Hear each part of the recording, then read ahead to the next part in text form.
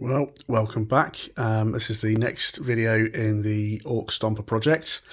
Did a bit of work today on getting the main structure all assembled, and I've decided now I hate angles and trying to assemble bits that don't have any kind of support. So if you're ever going to attempt one of these, try and find a way that sort of skips this step, because it's really annoying. But it's looking pretty good. I really like the size of it. It's pretty tall, looks pretty mean, pretty lean. So it looks more like a rolling tower of slashy, shooty orkiness, which I quite like. I think I've got the proportions quite nice there with the height. I've got a good slope on the front belly bit. So I like the way that's coming up. And there's a slight slope towards the back, which will work pretty good for when I try to put the engine or make an engine on the back of that. I've got a few ideas for how to do that. After putting the gun in place, the belly gun, it just looks a little bit small, despite it being the turret of a Lehman Russ battle tank. So I chopped up a solid plastic straw, put a slotter base on the top to make it look like it's going to have a rotating barrel. I didn't have to go too much or too big on there because it's going to be covered up by the panel.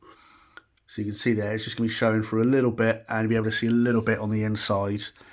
So it just kind of gives the impression, and then I can orkify the fronts of that there. And I'll just put the head on the top just to see how it's looking. And I quite like that.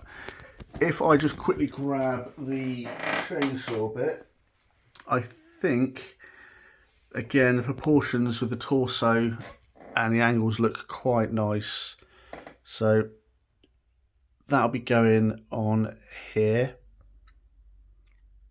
which I think, again, is quite nicely proportioned and should look quite cool.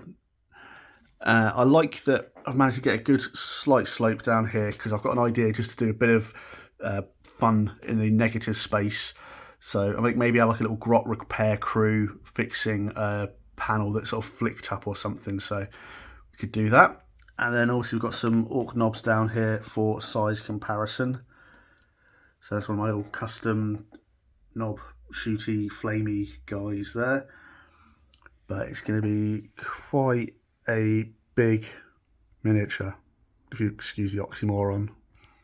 But there we go. That is video whatever. I'm not really counting, and to be honest, I've got quite a few poly cement fumes kicking through my system right now. So I'm going to call it a day there, and we'll see you next time.